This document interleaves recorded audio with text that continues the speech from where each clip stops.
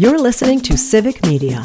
You can tune into any of our live shows on any radio station across the state with the Civic Media app. Find us in your phone's app store and listen anytime, anywhere. This is your WGBW Daily News Roundup for the Talk of Green Bay, 97.9 FM and 1590 AM. For 97.9 WGBW News, I'm Lisa Hale. The chance for strong to severe thunderstorms heads our way today. Meteorologist Brittany Merlot tells us what to look out for.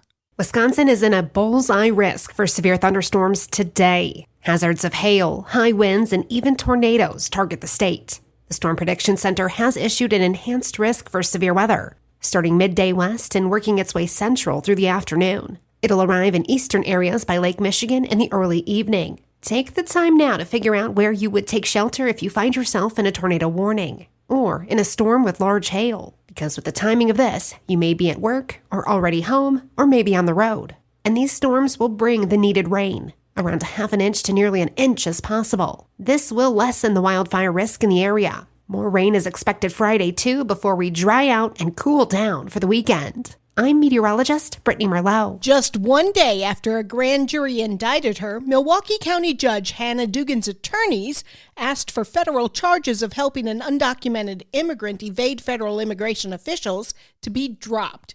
The attorneys say Dugan is entitled to judicial immunity for her official acts.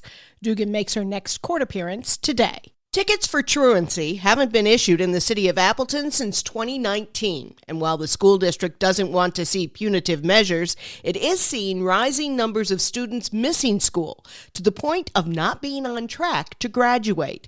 The Appleton area school district says in 23-24, almost 24% of its students missed 10% or more of the school year. The city voted this week to delay any enforcement of fines for truancy in the school district for now. Appleton is the largest district in the state without truancy tickets. Fewer communities are participating in No Mow May, a campaign started to provide ample food for pollinators emerging from hibernation. Green Bay, Oshkosh, and Appleton, the Wisconsin city that started it all, have backed away from allowing residents to avoid mowing in the month of May. Instead, they recommend planting native, natural landscaping and minimizing chemical use. In Green Bay, the city is collaborating with the Sustainability Commission to develop pollinator-friendly practices. The largest graduating class from the University of Wisconsin Green Bay will receive their degrees in two ceremonies Saturday. According to a press release from UWGB, 1,338 eligible graduates will get their degrees, of whom about 70% plan to stay in the region. In addition to hosting the largest class of graduating students, UWGB will celebrate its largest class of Rising Phoenix graduates. More than 150 students from statewide high schools will earn their associate degree before they graduate from high school later this month. The Wisconsin State Assembly has passed legislation to protect affordable health care options in Wisconsin. Melissa Kay has more. This bipartisan bill passed with Representative Scott Krug stating the legislation protects direct primary care and ensures access to this cost-saving healthcare option for people in Wisconsin. Direct primary care allows people to receive health care on a subscription or direct payment basis with their provider. Representative Vincent Moresi applauded the bipartisan effort, even though he voted against Assembly Bill 8. He said he didn't support the bipartisan bill because Republicans removed non-discrimination language from the bill. He said without those protections, people could be denied care based on their gender identity or immigration status. The Wrightstown School Board swore in two new members Wednesday night, filling in the gaps left by recent resignations. Kelly Schomburg and Jason Pogorski will fill the seats of Mike Mullen and Tony Decker until a new election in April. 4 of the 7 members of the school board have served less than 2 months after Angela Hansen-Winker was recalled and Jeff Nelson lost re-election this past April. There's a bill in front of state lawmakers that would allow women to get birth control prescriptions from a pharmacist, not a doctor. Joanne Krulatz has more. The State Assembly approves a bipartisan bill allowing pharmacists in Wisconsin to prescribe and dispense birth control to those 18 years or older.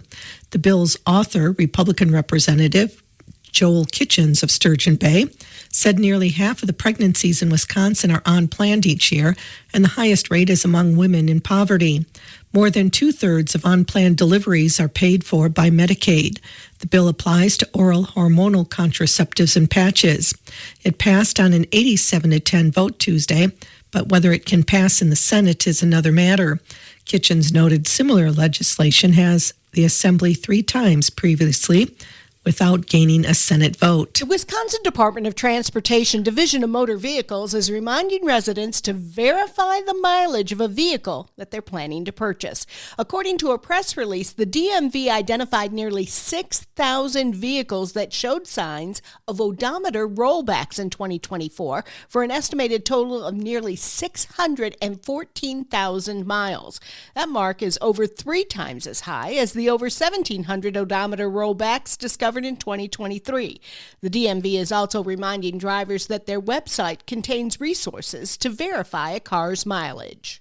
I'm Lisa Hale, 97.9 WGBW News. For news anytime, log on to WGBW.FM.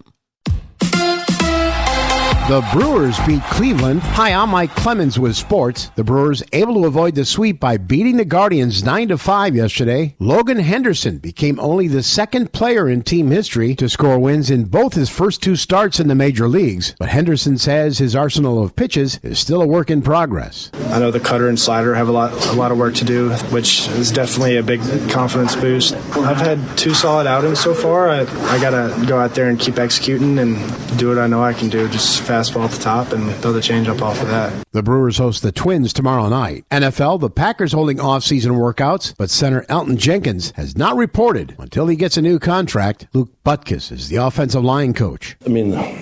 Elton Jenkins and I came in together in 2019, so he's a great man. He's a great teammate. There's no concern whatsoever. The Packers' regular season schedule is out. You can download it now at civicmedia.us. With sports, I'm Mike Clemens.